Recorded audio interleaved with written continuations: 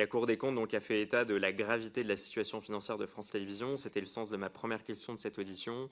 Un déficit cumulé de 81 millions d'euros, une trésorerie qui est désormais négative, des capitaux propres inférieurs à la moitié du capital social, une situation de quasi-faillite selon le Code du commerce, de quasi-dissolution selon le Code de commerce.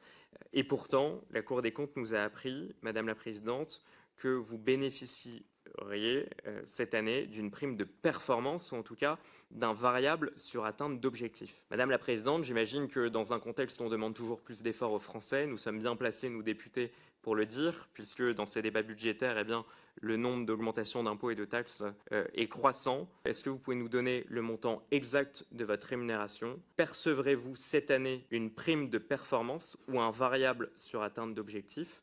Et si oui, quel en est le montant? Monsieur le rapporteur, pour répondre à votre question, la part variable dans la rémunération de Delphine Ernotte est prévue dans son contrat qui est signé avec l'État.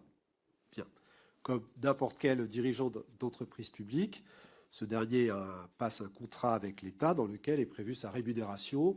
Et depuis une dizaine d'années, il est en effet prévu une part fixe et une part dite variable. Donc, le fait de percevoir la part variable n'a strictement rien à voir avec la situation financière de l'entreprise.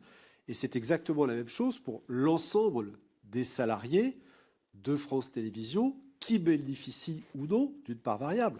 Je crois avoir posé une question simple que se posent nombre de Français. Je n'ai pas eu de réponse. Quelle est la part variable qui sera attribuée cette année à la présidente de France Télévisions ?